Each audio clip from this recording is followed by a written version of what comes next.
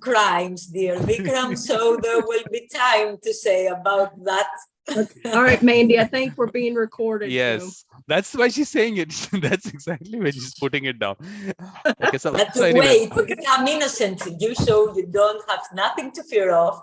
You tell it on air, public, so you are the only person who nobody suspected.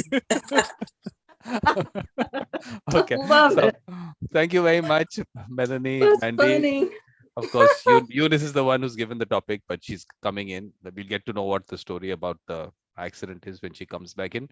So thank you very much. But what I'm going to do is give me a second to just put up what the topic is. And then, of course, you people can tell us about yourself. So this is what it is. The World Mediators Conference.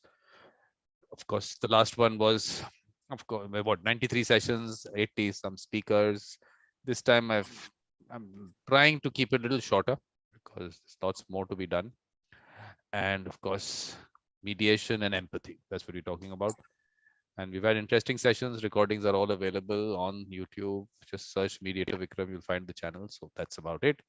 So what is going to happen is, Melanie, you want to tell us a little bit about yourself, and then Mandie, and then we'll get into the topic. And hopefully Eunice will be back there. Yeah. Yes, we do hope that Eunice is safe, first and foremost. Vikram, thank you for having us. Mandie, thank you for joining in our laughter, and we'll get into that more a little bit later on.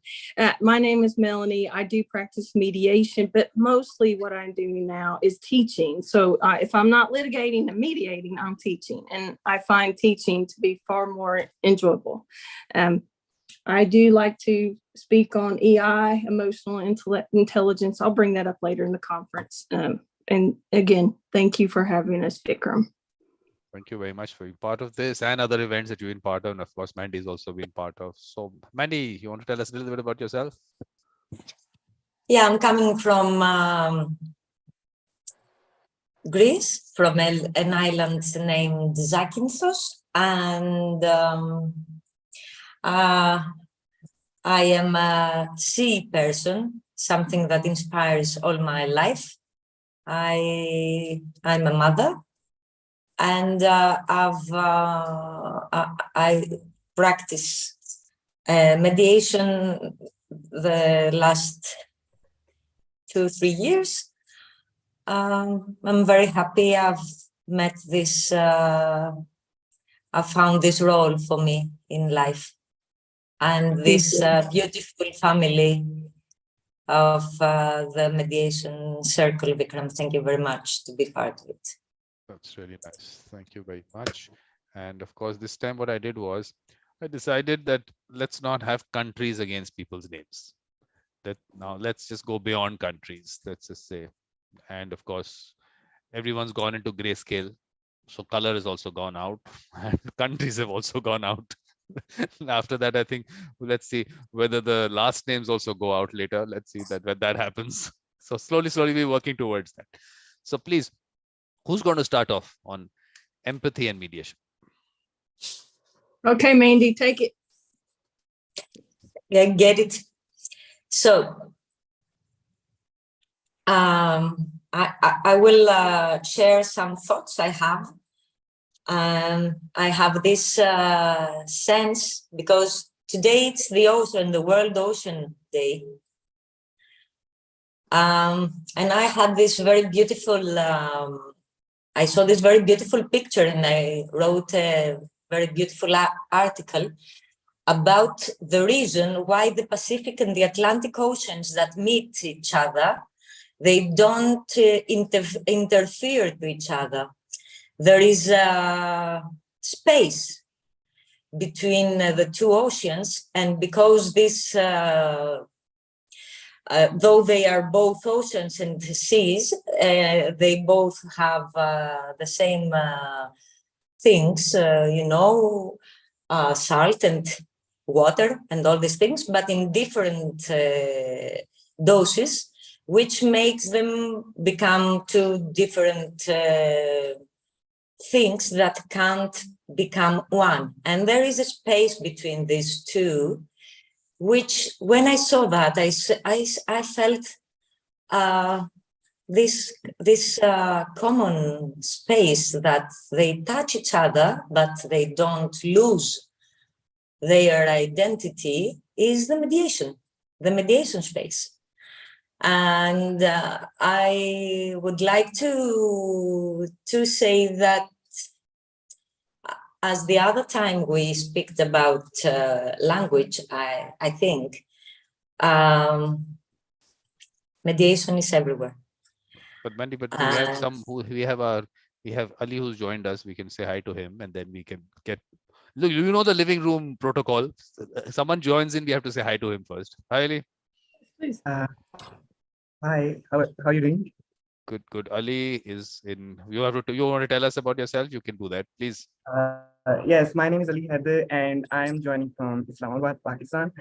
And I was just scrolling my mobile phone and wasting my time, so I decided to just join and learn something. So thank you so much for doing this series. I think. So this is what the situation is when people don't have anything to do, they'll come and join my events. That's what it's become now. That's what my event. I didn't want to waste my time, so that's why I'm joining. I think it's a great opportunity for young practitioners to learn, and the legal fraternity and mediator fraternity owes a lot to you for doing this series.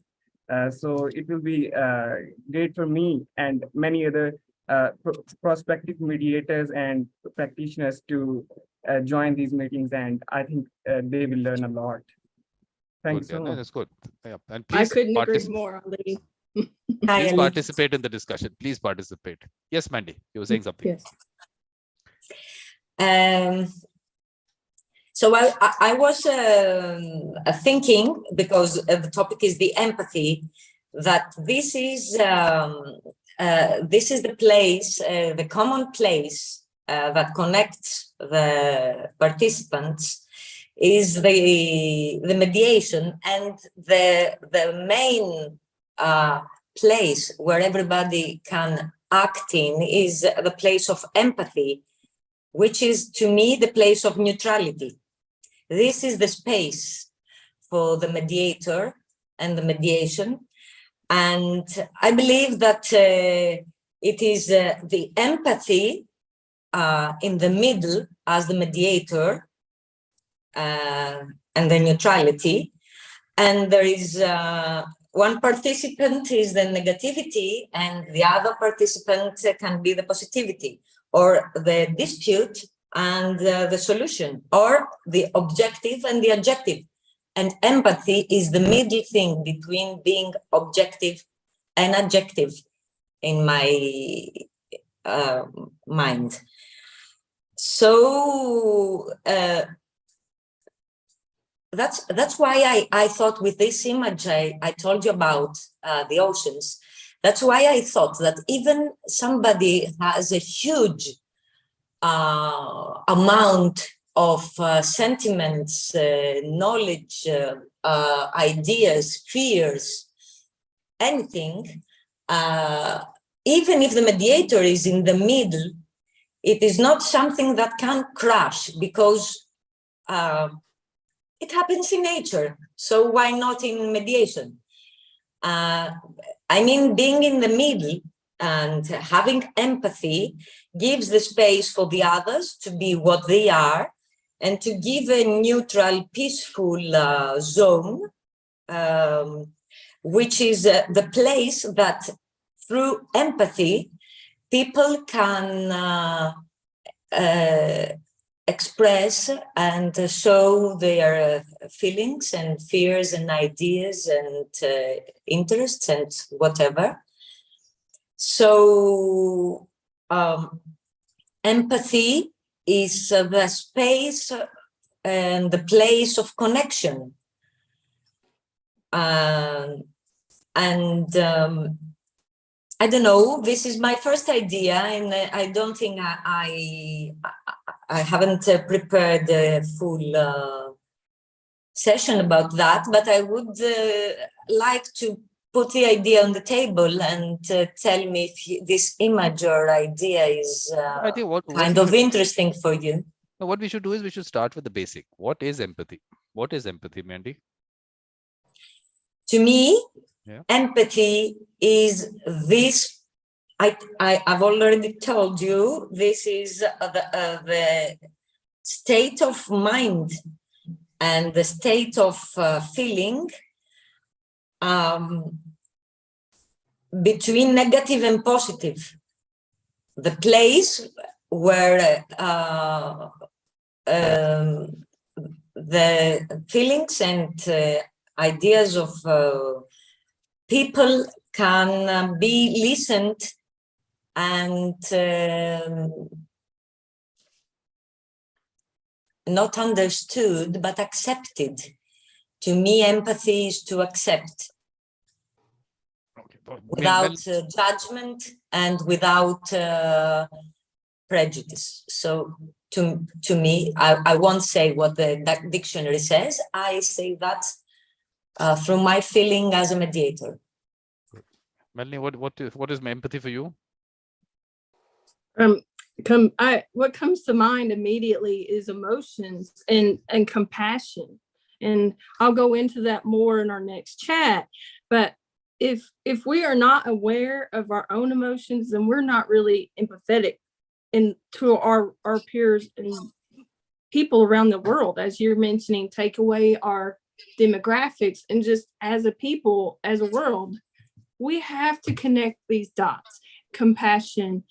We're stressed. I'll go on to talk about some philosophy and knowledge, how people see knowledge. But what they're not talking about is sometimes that in book knowledge gets in the way. And I know I'm going to make a little funny here because I know Vikram and I know Mandie. We talk about we don't read the books thoroughly, and we shouldn't. Right now in this game of life, you see Vikram's laughing, Mandie's laughing. But Vikram, it's a good lesson for us. It is a truth that if we're not engaging in people's lives, in what matters to them, how they're connecting. Ali, you said your time. Well, if you weren't spending your time in a way you felt like it was productive, you're joining in because you want to change that mindset, right? He's muted. If he wants to answer that, please unmute. No, he's Ali. listening. He's a nice boy. He's listening to you. Not like me. I like to speak in between. He's listening. He's going to tell you what he's thinking. Okay. But anyway, I use that example, and I think, Mandie, if we share this, is just this retraining our brains to not get caught up in books, knowledge, without being a better version of us. We need to be a better people, compassionate, kind, gentle with each other. We're all eventually we're either sick or stressed or sad. Maybe we feel mad. Maybe we're sad mad. I tell that with my children a lot. Yeah, sad mad, it's the thing. Once we engage, don't you think, Mandie? Engaging, that's how we're truly going to learn what really empathy is defined. And Mandie, I applaud you for saying, I am big about noting where I get my data from, because I want people, if they want to read more on what I'm saying, I'll cite it for you. But in the game of life, we're not being cited, we're not publishing our every words, or especially even all of our thoughts. So our joy is listen, to be compassionate, to learn. And these mediators, as we all function as mediators, I have. Mandie says she's done it for a few years. I've done it for probably a decade or more. But also, Vikram, this is important, a side note. Vikram, Ken Cloak's birthday. Well, Ken Cloak was my mentor. Well, happy birthday, Ken, anyways. But he was a mentor when I studied law at Pepperdine. And his wife, Joan Goldsmith, they mentored me. I read every one of their books. I wrote and published a lot of stuff. But what really mattered, what did I gain from it? Did I become a better mother? Yes. Did I become a better wife? Yes. Am I still becoming both of those? Yes. And if I will fail this empathy idea, if I'm not willing to see where I can grow as a person. Don't you think, Mandie? But no. Yes. Go ahead. There it is. Ali's going to tell us what he thinks about empathy. Ali, what is empathy for you? You'll have to unmute yourself. Yeah. For me, empathy, is it in mediation or is it generally empathy? Generally. So for me, as I would like to tell about myself that a lot of young lawyers or who enroll in Pakistani law colleges to do LLB, they have a very compassionate heart for the society, and they want to do something good for Pakistan, because Pakistan is doing bad in its own scales, on justice, scale of justice, and it's doing bad in there is a lot of violence, lot of intolerance on on religion and ethnicity, and there is a lot of provincialism. So for me, I think that for me to join law was I wanted to do something good for the society. I wanted to contribute my part to make Pakistan a better place for its people. We have a lot of poverty in Pakistan, and uh, it feels like the state has forgotten a lot of people. And for me, I wanted to do something better for the society, and law seemed like a profession in which I could contribute the most. So I think for me, the empathy is to do something to make people's lives better, to provide them with justice. Just like it said that give unto Caesar what is Caesar's, and I think we should give people more empathy, because they deserve more empathy. They deserve to live a better life. So that is my view of empathy. I joined law. I am learning about mediation because I think it can make people's lives better, and that's my vision of empathy. Absolutely, that's a good thought. I think that's what. Beautiful. Yeah. I think that's the noble profession that the legal profession was supposed to be, and those noble thoughts is what we really need. And the young lawyers, if they come with that kind of a mindset, the only thing is to be able to keep them in that mindset. That is the most important thing. And how can we do that so that they work towards this and don't get lost in what is already happening in relation to the legal system, the structures and everything. But Mandie wants to come in at this stage. We have stopped her from speaking for quite some time. Yes, Mandie, you were saying something. Mandie? Yeah, I was saying that about empathy, that is very common to me with neutrality, acceptance, and I would like to add the forgiveness, because I believe that if we can make space in us, so we can understand and make part of us the feelings of the other persons, so we have space for their feelings in us. This needs a kind of forgiveness, and this is the acceptance. I believe this is the essence of love. So, and I believe love is love and peace is, and balance is these three main points of mediation to me. So forgiveness is something I'm going to talk about in my session, is the topic I've chosen. And I believe that this makes the great difference between feeling compassion for this poor guy who is a nice person, but he had this unfortunate life and these bad parents and these traumas, and I feel him, which is to take a place like in a higher level than the other person. And through forgiveness and acceptance, that makes you equal to the other person. And this is empathy to me, to be in the other person's place, to feel his life, to be, to feel his feelings, and without judgment, to help him also accept and forgive himself, because people who have hard times, most of the times are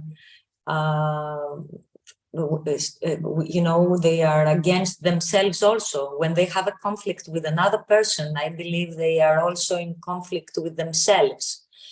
So to understand, yes, yes, so to understand the person and his feelings can make him stop the war with himself and get out of this war situation and become closer to peace, or find a way for his conflict and difficulty through peace.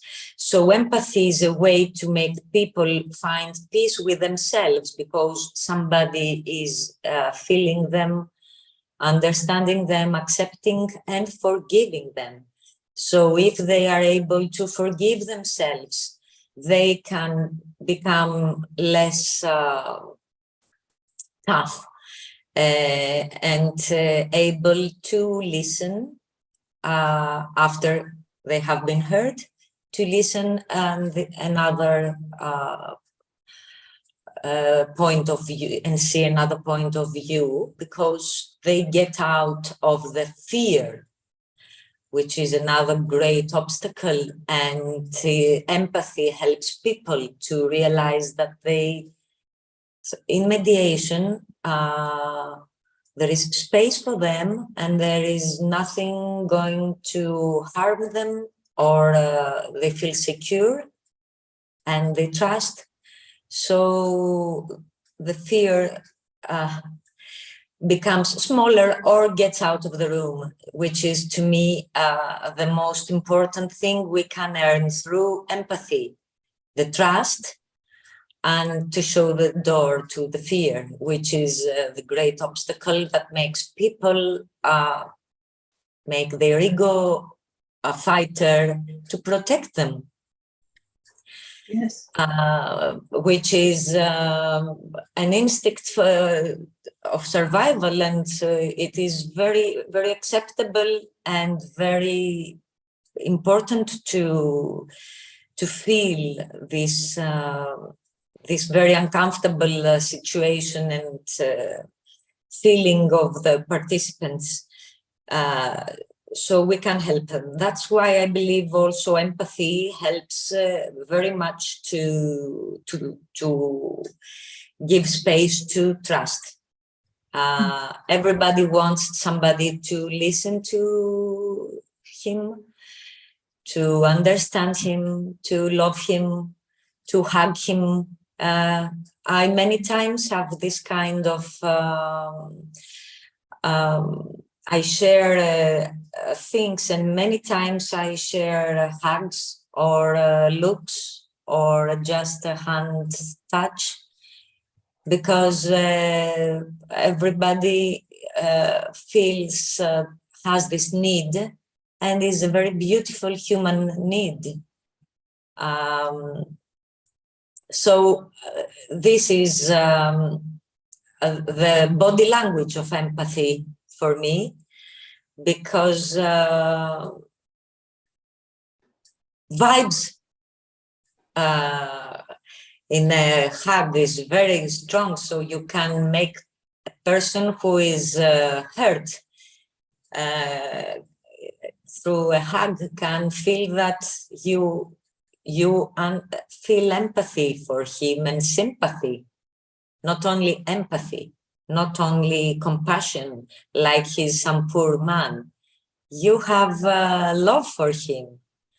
You accept him as he is, so he doesn't have to prove something or fight for something.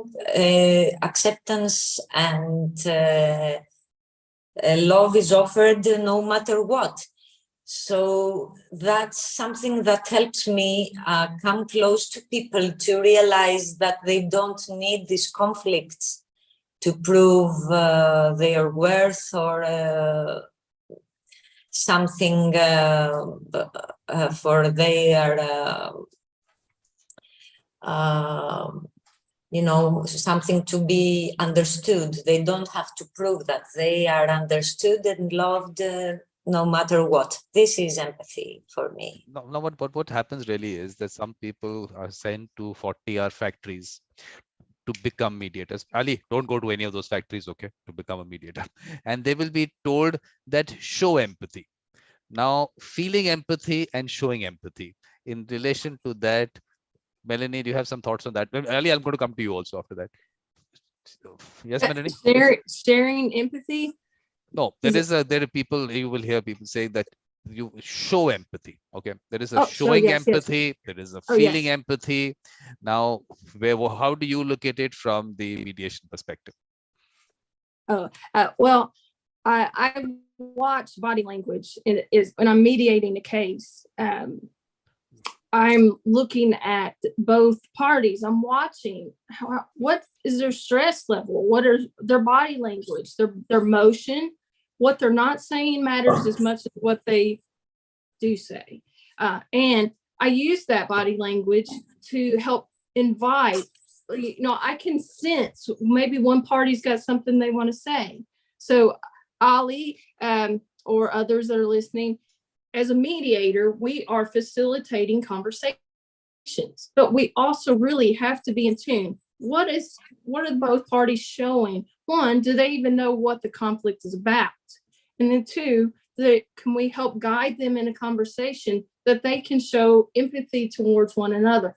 They're going to lose something. They're going to have to forfeit something that they're going to lay claim is of value to them. But once they have an awe moment and they see that the other might have had feelings that would never be mentioned in the judicial system behind the bench as a judge, it's just the facts of the case that will give them a conclusion to the end of their conflict. But as a mediator, if we allow empathy to become part of how we facilitate conversations, we have parties engaging with one another, their body language, their eye rolls, their motion, their words, they're not saying things they should say. How differently might they discover that what they're fighting for really doesn't really matter?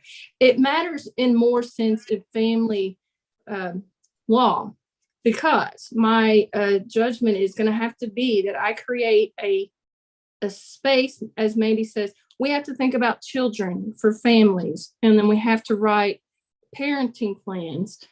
In the judicial system, it's ugly, it's rough, and we write to a default of the minimum behaviors that we would expect clients to communicate and raise a child. And let me tell you, as a mother, that is not a good space. It is encouraging that we would encourage others to be mindful, to practice mindfulness, to encourage a calm peace, a time to step back. If you're anxious and the conversation isn't good as a mediator, I'm going to say, let's take a break. Let's break out in private caucus. I've got to fish through what is the underlying drivers to the conflict and how am I going to help them resolve it? And I often do this through an intellectual life experiential learning. They're making a plan in family mediation for the child's life till they're 18 in the United States. That's what it is. I don't know what the world law would be. But they deem a child an adult at age 18. So the default becomes, what will this child, where will they go? Who will they stay with? Who's paying for what and why and how often? It gets messy. So the compassion that I have for these parties and the conflicts is really for the ones that aren't even in the room. It's the children. Well, you brought in another word, yeah. But Melanie, we'll come to that. Now you brought in another word, compassion. We'll come to compassion. But here what I'm really putting out there is that there is a concept of people saying, show empathy, and the other concept of feeling empathy. So Ali is going to give us some thoughts on that. Showing and feeling, where does it come in? How does it work? Yes, Ali. Thank you so much. Okay, so I once read a quote that no amount of love is too much, and other time I read a parable that it's not a parable; it's actually a quote that if you keep all the love in yourself, it becomes misery. It turns into misery. So having a loving heart and not sharing that love with anyone, it does not, your heart does not stay the same. You will become miserable. So if someone has genuinely a loving heart, they should share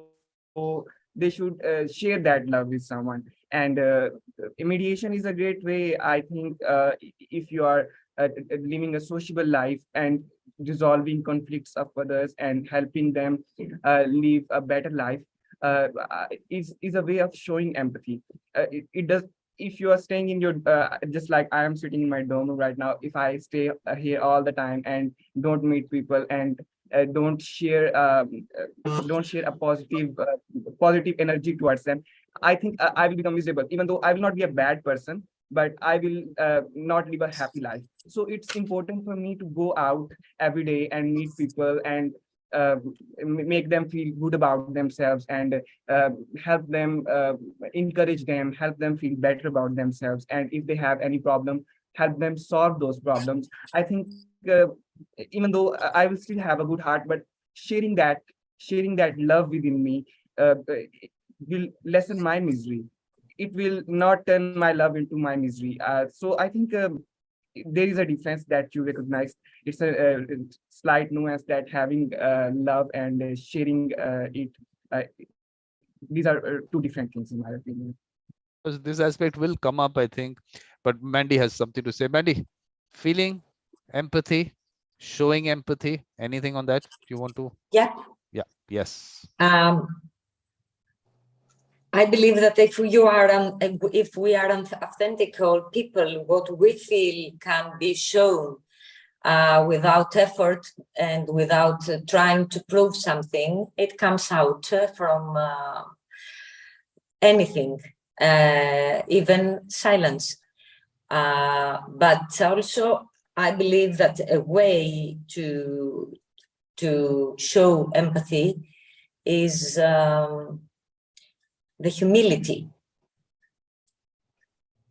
If we humiliate ourselves, it is, I believe, one of the very kind ways to make people feel the empathy, because it's something very soft. This is a background which is very soft, very kind, very easy to reach, to walk on it, to touch it. So if the person feels close to you, which happens with humility, I believe that it is very easy to exchange feelings with you and feel this exchange.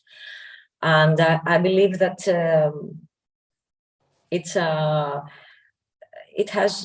it's kind of communication. I mean, to be able to communicate what you feel and to help others to receive without great actions and great words, which make it feel like fake or very good, professionalism, which is not very touching. And touching is a way of connecting through empathy, to feel touched from the other person and to be able to touch and to the person who talks to you and shares his difficulty and his problem. So this touch is something which is sentimental, it is spiritual, it can be through actions, which must be kind also. And I believe that it is not difficult to show empathy if you feel that. But feeling empathy, is that something that can be put into you in a 40-hour factory, or is showing empathy what is put to you in a 40-hour factory? How does it work? I mean, I'm just trying to understand, because because that part of it is a connection. It's a connection. It's something more than just words. It's something that you feel. It's a feeling And It's feeling feeling. is, if first of all, is it at all important? Because if it is important, then obviously it has to come from within. It's not something that I can put into you. So This is why I told when I started speaking about neutrality, which means that you don't, if you are in a very calm and neutral position, it is easy to let things come in, not only the expressed things, but the feelings also. So this is the space. And if to be able to feel, it is very important to not take anything personally.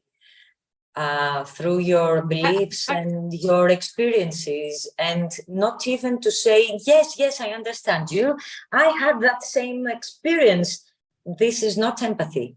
This is that you understand because you had the same experience, but if you were the other part, you wouldn't understand. This is not empathy. So to be able to be neutral, no, yes, you're right. This is not empathy. This is not empathy. This is not right or wrong.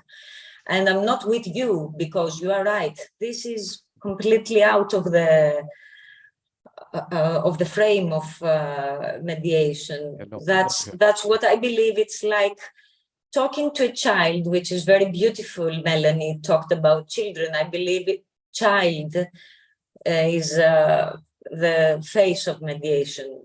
If you speak to a child which is crying for a chocolate, it is not possible to realize that somebody can cry for a chocolate, for a piece of chocolate, even if you say so. But what you have to feel is the sadness. And it doesn't matter if it is for the chocolate or for the divorce or for the loss of the child in a car accident. The pain and the sadness is a feeling, and it doesn't matter where it comes from, what is the fact that comes from. So if we feel the feeling of the other person and we realize this is sadness, this is no matter what are the reasons of the person and the I don't know what. This is sadness, this is anger, this is anything that this you can feel it. You can feel the feeling. That's not difficult. I have a thought. Go ahead, Baker. No, I'm just saying that she picked up another one word that we have to deal with is, of course, compassion on one end. The other thing, neutrality, has been brought in, but we'll discuss neutrality separately, because feeling, showing one part, compassion, and then we'll come to the neutrality part, because all of them are quite important. Yeah, Melanie. Mandie spoke about an experience of emotion. This is a very significant example because it's in my life, my husband's life. We have lost a child at age 22. We can either have sympathy, which is a pity or, a thought of that, or we can grow into this conversation. Yes, I can talk about it now. Why did it happen? I see it as a learning experience because these young people and what they're going through, but I also have to help 4 other children navigate those emotions. So Mandie talked about, we have to understand, is it a piece of chocolate or is there another stressor? In this particular case, Ali, I don't know how old you are, but she was a college student. She was really under great duress emotionally about something else, and she held it privately until she ended it for herself. We need to help encourage others to figure out what a real emotion is and how to work through it. We can read books, we can write papers, but the rawness and the experience of empathy and a life experiential learning. Well, Ali said a beautiful thing. I want to be out and meet and do good and encourage others. And you should continue to do that, Ali. But I am doing that. I'm teaching my other children to do this, or they're grown now. But the lessons my oldest is 32. Who do you think she calls when she needs to work through a stressful moment? Me. But I need to not try to just read lines out of a book. I need to speak from my heart. I need to try to see where she's coming from. Wouldn't you agree, Mandie? That is where life experiential learning comes into play. Back it up to neutrality and the court system for family dynamics we mentioned a minute ago. People are experiencing these raw emotions, right, Vikram? Yeah. That's all I got. But it's a reality. But we have a lead panelist here now. Yes, lead Oh, panelist. hi. What happened? What happened? What is the accident? So I don't know where a stone or a block just hit the windscreen of the bus where I was. And then the driver had to park on the road, waiting to report to the office, then waiting for the police. So it took like 30 minutes. And there was nothing I could do. Important thing, are you all right? Nothing happened to you people. Nothing happened to you people. It was just. Well, except for the people that were sitting in the front seat. I was at the middle. So they had to wait behind, but I'm here. I'm so sorry. No issue at all. No, I'm so grateful you're okay. We started the conversation without you, of course. So nice Yeah. you are okay. Okay, so Melanie's there, Mandie's there, Ali's there, and of course, Eunice is here. So we've gone through a certain aspect of it, but you take us the way you want to take us, and then we'll take you through what we discussed. Okay. But a little bit about yourself, Eunice, a little bit about yourself. All right, my name is Eunice Olatunji. I'm a Nigerian, and I qualified to practice law in Nigeria as well. And I'm also a mediator. I mediate in Lagos, Nigeria, and all over as well. Currently, I'm in Scotland doing my master's in mediation and conflict resolution. Is that all? I'm a mother and a wife. That's the important parts are the ones that this is important. But how's your daughter? How's your daughter doing? Your daughter is very well. Yeah. They are very well. Yes. They're there, but they're in Nigeria. No. They are all here with me. Oh, very nice. Good. Yes. Okay. So Eunice, mediation and empathy and mediation. Please. Mediation. Yes. So can I share my screen? Yeah, please. Okay.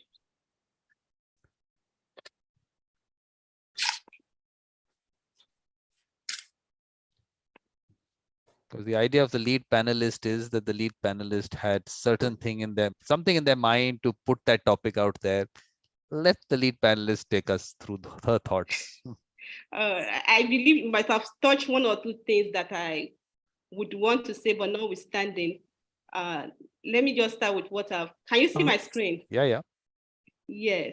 So, sometimes, okay, let me start with this analogy. When you see a child crying, apparently he's crying for something. And then an intervener will come to like, okay, why are you crying? Right. Sometimes a child cries maybe for food, for anything, maybe attention, or maybe they're even sore. Then let's say, for instance, it's about a sore in the at the bum, and the intervener do not know. Oh, do you want food? What do you want? And you go on and on. You may give the child food, and for a while keep quiet. That okay, and continue crying. And you're wondering what is wrong with this guy, with this boy? What is wrong with this baby? What's going on? And I think that's what a mediator do. You see emotion playing out, and you're wondering, what else do you want? What's going on? What is behind these emotions? There are things, there are issues underneath that actually make people feel in a certain way, and then expresses it in a behavior they know how best to express themselves. So as an intervener, you need to now sit back, try to understand where is the behavior coming from. And that is where the issue of empathy comes in. The ability to understand, to discover, or identify the perspective, the thinking, the emotion of the party you are dealing with. So many people have defined empathy, but the one that actually struck me is the one by, I think, the Empathy International Center. Okay, let me reduce my. The empathy and mediation are closely intertwined and concepts that play a crucial role in resolving conflict and facilitating effective communication. So wherever we are, as human beings, it's part of, it's innate. Yes, we express it in different ways, but it's part and parcel of life. And even as mediator, because we are human, we have to feel something. But how do we express it? So I go to home, my definition of empathy, that is the ability to understand, recognize people's emotion, and your capacity to respond with the appropriate emotion. Which brings me to the components of empathy. One is cognitive empathy, your ability to understand what someone is feeling, what their perspective is, where they are coming from, what is the background to this cry. That baby is crying. Why is this baby crying? Okay, the baby is sore. That is why it's crying. Then affective empathy now comes in when you have the capacity to put yourself in the position of that baby, the baby going through this thing. What must have happened? It must have been really difficult for this baby. It must have been feeling this amount of pain, and that is when affective empathy comes in. Your capacity to respond to the emotion. If somebody have only cognitive empathy, yes, cognitive empathy is like the scholar will say, that is the high level. You're able to reflect, you're able to understand, but you're not able to put yourself in that position or to respond appropriately to that emotion. Why affective empathy is spontaneous. Something is happening, a baby is crying. What do I do at the moment? What am I supposed to do instantly? Should I start crying with the baby? I can remember something that happened to me early on in my career as a lawyer. It was a divorce matter, and we've gone through the evidence over and over and over. And when my witness got into the witness box and I was leading her in evidence, she started crying. And before you knew it, I was teary as well. That was spontaneous. It was never planned, but I was able to get back to, no, we are here to do something. The judge will not write down the tears and the cry. We have to say something. And I was able to go on. So those are the combination of the component of cognitive, empathy, and affective. Yes, when you are able to put yourself to show the client or the party that I know how you're feeling, I can imagine it, it's affective. It gives them a kind of support that, yes, so if you understand where I'm coming from, then I can relate with you. And with that, you create rapport and are able to communicate more with you. So how can empathy contribute to effective mediation? Like I've mentioned, you understand parties' perspective. Why are they acting the way they're acting? Where are they coming from? Why, like the analogy I gave, the baby is crying. Is it because he wanted the food? Is it because he wanted attention? Oh, looking at the reaction of the baby, looking at the body language, it appears there's more to it. You have given the baby food and it's still crying. There is more to it. You may even be quiet for some time, but because that is not the main reason the baby is crying at that time, you're giving the baby the food.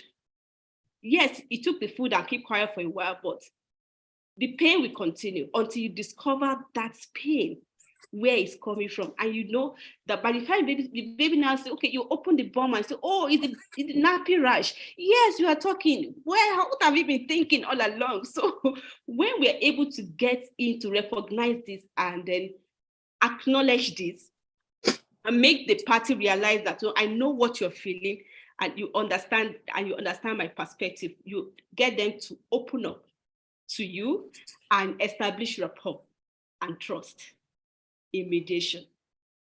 When there is rapport and there is trust, you will see that the party will freely open up to you.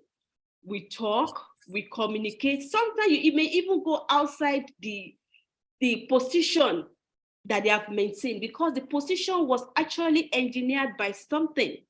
It was fueled by some emotions.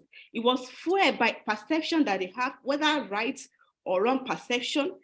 Something was behind the position. So by the time you get into the detail, the nitty-gritties of that, the fuel, or what is fueling that action or the behavior, then you understand that you're able to move forward, you're able to communicate well with the parties.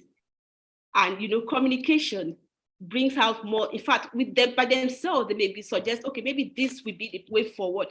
And we all know it, or that mediation is not even about you, the mediator. It's about the parties, getting the party to take control or charge of their own decision. By the time they continue communicating and you asking the right question, empathize, showing empathy, I understand where you're coming from. It appears to me that this is what you're thinking. Am I right? Oh, yes, you're right. And they continue. But before you know it, they come up with their own solution to their own disputes. Also, bridging differences. When party is able to, when they mediate, how you demonstrate empathy will actually reflect on the other party in the room as well. So if you are able to influence the other party in the room to see from the perspective of the other disputing party, you know that you are bridging a gap, and they may now be able to talk to each other, and you just sit back and watch party communicate with each other. Oh, that is not what I'm thinking. I understand where you're coming from, but this is where I'm coming from. So how do we meet at the midpoint? It all starts from empathy, both cognitive and affective empathy playing out. When someone knows that, oh, this person understands with me, I have support, they will cooperate with you, and the process will be seamless. Then you're able to facilitate creative solution, because you know this position is not the challenge. These are the main issues. So if you go about, okay, in these days, you have so many times that mediation are actually court connected. Maybe party had gone to court and you see the claims that they've put forward. But by the time you are able to, the party are able to open up, you will see that most of the claims they have, it's not going to meet their interest. It's not going to meet their needs. And then by the time they open up to each other, they come up with creative solutions that may even be outside the power of the court. Even the one that you yourself as a mediator may not even have seen coming in. Party become creative. Party become generating ideas for themselves, collaborating, cooperating, sometimes even go outside the box, outside the options available that, okay, maybe we should do it this way. I've seen a situation where somebody will go to court like, oh, okay, let me use an analogy of a case that I did maybe 2 years ago. It was a distributor, and this, according to the company, that this person is very confrontational, always challenging their decision and all of it. And they said, okay, this is what we're going to do. We're going to terminate your relationship. We are not doing business with you again. But he has invested so much in warehousing. He makes a lot of sales from this company. So the relationship is very important to him. But at the same time, he said, I know my rights, and then this is what I want. I'm vocal. You cannot shut me out. No. Then we don't want to do business with you. Remember, it's a free market. And this distributor went to court. Unfortunately, there was no agreement that says that they cannot terminate the relationship. It's a free market, a free entry and free exit. So I can do business with you. I can decide not to do business with you. So you went to court and then asking the court to mandate the company to continue doing business with him. Of course, they can't get that. I tried as a counsel to talk to him that I've looked at your claim.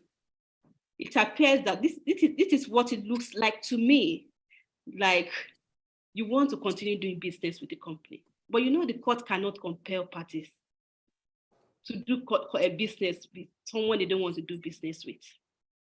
Even if there's an agreement that says that it's for a period of time or they cannot terminate, they can terminate. All the court will do is to award damages. It's just like forcing an unwilling employer on a willing employee on an unwilling employer. It will not go well. The worst that can happen is actually damages. And in this instance, there is nothing even binding. Why not just let's sit down? This is what we're looking for. Can't we just like withdraw this case? And then maybe the company continue doing business with you, then you can agree on those terms, on the differences you had. And you say, lawyer, you're really making sense. That's actually it.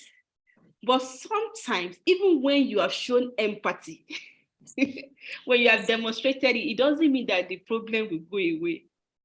There are some individuals that are very, how do I put it, very controlling, as in high conflicted individual. Sometimes it's not about that, okay, what will happen to many people that have brought to that I'm going to win these people? What would they say? And because of that, he did not accept the offer of settlement. That even though I know that this is the right thing, you know, we became friends, but because I've started this, I'm going to continue. So that's to tell us that sometimes really you may have shown empathy, both components, and there may not be settlements, but the relationship will not remain the same. Both parties know why we are not able to sign a contract, why we are not able to resolve. But most of the breaches have been, broken down, that yes, we understand this is the issue, but maybe because of to save face, I may want to continue in this challenge that I've started. Then encouraging compliance with agreement. When a party felt that I've been understood, my perspective is being given attention, I have been supported, whatever agreement they are able to come up with, they are likely to comply because they believe that they participated in arriving at that agreement. And that's why you see many times these days, parties may have settlements, but there is no resolution because the main issue had not been addressed. Parties are not able to express their emotion. There are still so many bottled up emotions that they were not able to express and were not addressed. And that is where people enter into a contract or settlement and they renege, or they go back on it that, no, maybe the mediator was so fussy on us. Maybe I didn't know what I was doing, or the position that I maintained was not the right position. Because the main issue, the need, the interest was not what was settled upon. Then some of the techniques that we can adopt to cultivate empathy. Empathy can be learned, is innate, but because of cultural differences, sometimes we express it in different ways. I come from a background where you are told to be strong. To show emotion is a sign of weakness. So sometimes all you just need is you are just at problem-solving mode all the time. So cognitive empathy is more in tune at work than affective empathy. So how do you develop it? What can you do if you have such background that you are just at problem-solving mode all the time because of where you're coming from? Or we can learn it and we can improve on our empathy skill. And these are the things that I've highlighted. Active listening. Active listening. You listen totally. Watching the cues, the signs, the body language, the tone of voice. That may help you to understand, okay, could it be this? Then clearly asking question to clarify what you are hearing. Oh, it appears to me that you are saying this. Is this what you meant? When you say this, is this what you are saying? And then you can get more. Reflective listening. What have I heard? What is this person trying to communicate? Is this what is passing across? Then ask an open-ended question. When there are times that you may have to ask closed question, but open-ended question allows parties to talk freely. Give them the opportunity to talk, to express themselves. And with that, you'll be able to pick one or two things that may be the reason behind the behavior you are seeing, the reason behind the emotions that is being expressed, the feeling that is behind the emotion. Even sometimes the thing that you may discover in listening, you will wonder, oh, how is this even related to the claim before me? Maybe they have submitted a paper before you. I know that Mediator Vikram likes to use the definition of mediation adopted by Singapore Convention, that it's not necessarily be maybe formal, it could be informal, whatever processes wherein a third party comes in. So it may not necessarily be that there is a paper, but most of the time, listening, whether it is formal or it is informal, all these techniques and strategies are very helpful to ensuring that we empathize with the parties or the subject, and we're able to help them resolve their matter. They're non-judgmental attitude. We have conscious and unconscious biases. Whether or not we like it, whether or not we want to recognize it, we all have some biases. So when you are listening, we should listen to understand people, not based on what we have gone through before, what has happened to us before, or the experience you have had with some tribe, or these people, this is how they do. You will hear that, oh, men has come. How many men have you dated? How many men have you experienced that make you believe that? So when you are going to, oh, that's how they behave. Oh, these people, this is how they do. So we need to get rid of all those judgmental attitudes if you really, really want to get into the shoe and get into the shoe of the people that are talking to you, to understand what they're saying. You remember, I've said it earlier, that you are empathizing does not mean that you agree with their perspective. It does not mean that you agree with their views, but it shows that you understand it and you respond with an appropriate emotion. Be emotionally aware of yourself. Sometimes you come into a session and you see some people, even they're coming to attack you as a mediator, they're very aggressive. It may be because they're just being tried to be defensive, that no, I don't want to be cheated. I understand that maybe, they have some perspective. They have some idea that is fueling that action.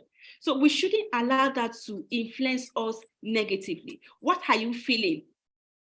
With the reaction, with the emotions that you're seeing in the room, what feeling are you having? Your feelings can actually influence your action. So you have to understand, be aware of your emotion. No, this is what is happening. And that is where emotional regulation comes in. You regulate it. Regulate it to ensure that you express the right emotion towards the emotion that is being given by the parties in the room. Perspective taking is another technique that we can use. Understand where people are coming from. In this modern stage, global, you can see Vikram is India, Nigeria, I'm talking to you from Scotland, different background, different values, different culture. So when you are listening to people, put it into perspective. The background they're coming from, the value they have, the cultural differences is very, very important notes to take.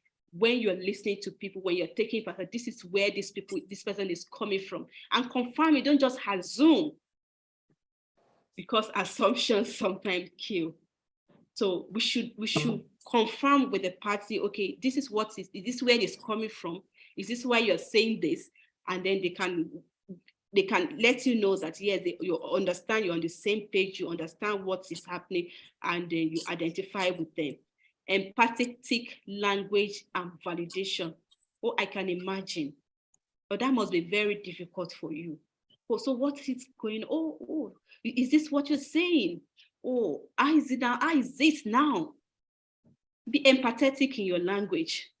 That also, sometimes some people, okay, let's say for instance, an husband from Africa come to you and tell you that my wife is not cooking for me. My wife's supposed to be doing this, and you say, so is your wife not working? Why must your wife do all the cooking?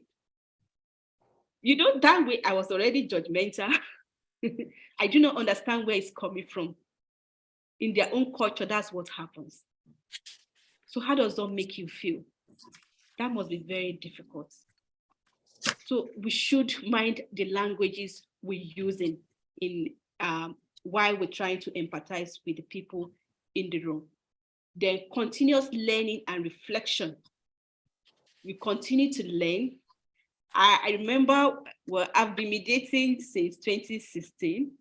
Then I started my master course last year. And then one of the course we do, it's mediation in practice. So we did role play. And I realized that, yes, I empathize with my parties, but I don't dwell too much. I try to get into your shoe, but can we move forward? So, well, my colleague that said, okay, I think we had a role play, and as an advocate, like, okay, oh, so sorry, I'm so sorry. It must be difficult for you going through this and all of that, but we need to move forward. And all the parties in the room burst into laughter. That was so sharp. I should have dwelled more on it. But as a Nigeria, this has happened, we need to move on. So the cultural things comes into play there. Now, I was able to get a feedback from the people in the room who were from different backgrounds, that no, you are supposed to dwell more on being affective, getting into the emotion of that person. Oh, so sorry. Would you like to take water? Would you like to take a break? Maybe somebody is crying, and you just think, please, I understand that you have to put your emotion in check. Can you just wipe your face and let us continue? That would be very unempathetic. What I could do in that instance, would you like to take a break? Would you need some water? You know, the person will feel welcome, will feel belonging into that, in that room, that, oh, thank you. Allow them to express themselves. So through this feedback, I'm able to like dwell more, be conscious about me being effective, dwelling more on people, let them express their emotion, not bottling up emotion. Then another practice that we can engage in is, when you finish a mediation session, go into reflective writing. What happened? What did I do well? What can I improve on? In which area did I empathize with the party in the room? This will help us to improve ourselves next time you are going into a mediation room. So some challenges, though, and limitations to empathy. Vikram, how many minutes more do I have? You don't have any more minutes. Your life is finished. That's the end. How do I know? You have to ask someone up there how much time you have. No, okay. Oh, no, Eunice. The other thing is, what we can do is, we can actually start that other session. And if Melanie and Mandie give you permission, we can continue it there and then continue their discussion, because Melanie felt that there might be some overlaps there also. Because we don't want to cut your very nice presentation, but I also want to start that session, because there might be some people who might be waiting for that session to start. Oh, okay. But so before we, so we'll take it there. And of course, Melanie will decide whether she wants to give you time there or not. But before that, I just want to, your friend had put some comments on YouTube, so I just want to take them up with you. Adebayo, you know Adebayo? Adebayo. Okay, Adebayo Uh, Adeshian. I'm hoping is he a friend or not? I don't know, but okay. So he was talking about the way to show empathy is by humility. You can't show empathy if you don't feel it. Feel empathy, but don't personalize matter. Welcome, Eunice. The ability to understand the emotion of the other person is empathy. I'm just putting all these things to you.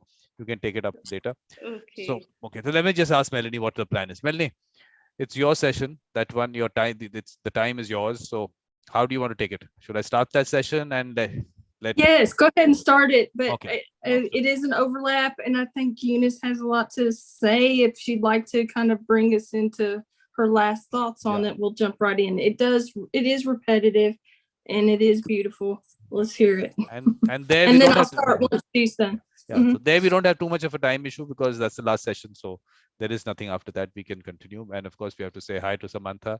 Samantha is there watching us somewhere. But Samantha, you want to come in? Yes, I just made it back, and I'm not camera ready, but Okay. I'm very excited to listen to everybody. We are hoping that you'll be camera ready because this is not the audience situation. This is the participation situation. Okay, so hopefully you'll join us. So okay, so we'll wrap this up, take it there. So Eunice, thank you very much for, of course, suggesting the topic. There's lots to talk about in this. The showing empathy, feeling empathy part has not come in. The only thing what I was trying to put together was you have artificial intelligence on one end. All those things that you are talking about, this response, that response can be fed into artificial intelligence. So when do we need the human mediator and when do we need the artificial intelligence? So what differentiates the two? When does the human being come in? Is the human being required at all or not? Or can we just program it? All those issues, I think all these things we'll take up there. So just a wrap up. Thank you very much. And we're going to continue the conversation. So thank you, Melanie, Mandie, Ali, Samantha for joining us. And you are going to stay there. Nothing changes. Everything stays here. Only the others.